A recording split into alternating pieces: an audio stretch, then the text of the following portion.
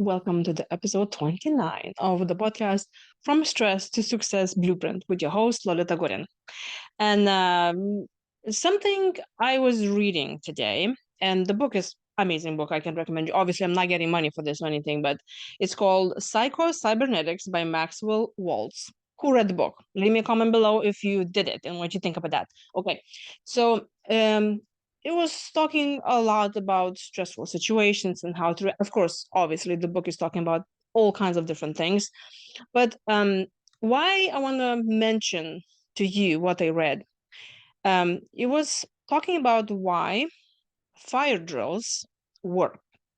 Um, for obvious reasons. I mean, we all know we probably been in a situation when we're in the building and there is a fire. Usually, big companies do the fire drills so to show the people how they need to behave, where they need to exit, what they need to do. And then when the actual fire happens, then everyone behaves nicely. I would assume I would never want to be in a fire, really, to be honest with you. But then they all know what to do, and there's hence less stress and less fatalities and all of this.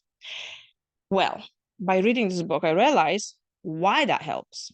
So, and you tell me in the comments below, is that something that you already knew? Apparently, when we learn something new in a state of peace and just being relaxed and we just taking in the information, we behave much better when we are in the stressful situation. So let's say you work for a company and they have a fire drill and it's peace, there's no fire, so they'll tell you what exactly you need to do. And when it will happen, you will be more successful to find an exit and think clearly, even if something happens that changes the plan. So, for example, you were always told to go through this particular door, but let's say fire happens and then you in a hurry, you rush to the door, but it's not there, then you will find how to get out of that situation differently. Now, looks no brainer. Why I'm telling you this? Turn out that if, let's say, you were learning something new, but in a stressful situation, let's say you were going to the same fire drill training, but there was a boss that was keep on yelling at you and saying, oh my gosh, move faster. Where are you going? What do you think you're doing? Go here, go there. What's the matter with you? Why you don't comment, whatever, something that caused you stress, even this micro stress, you probably learn it very quickly that moment, and you memorize it very well that you need to go to that door and you need to go around the corner.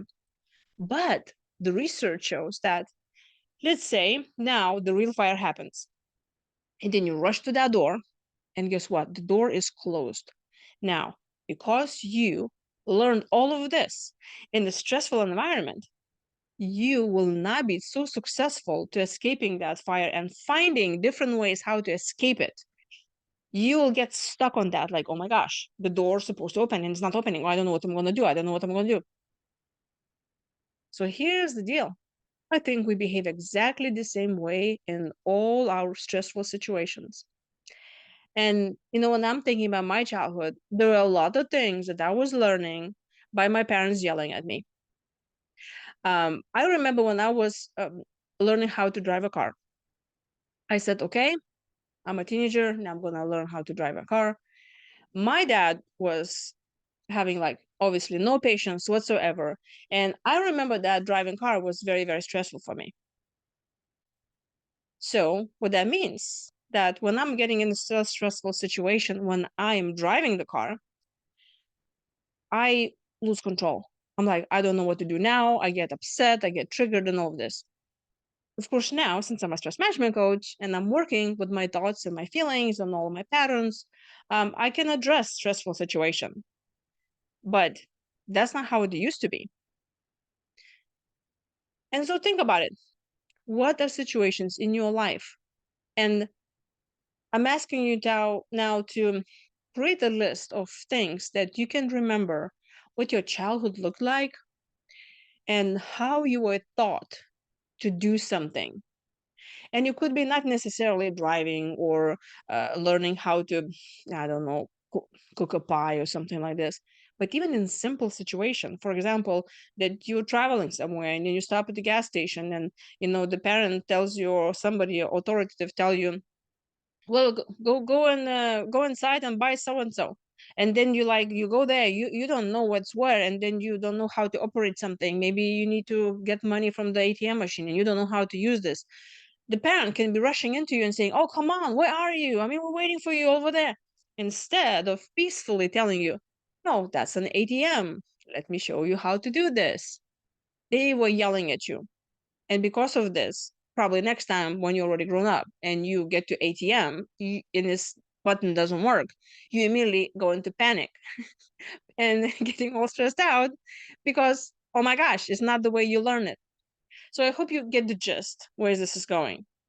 Create a list of things that maybe trigger you right now, that you notice during the day, that you see it happening to you, and then you being anxious, or you're being nervous, or fear of something, or it just makes you angry or makes you annoyed.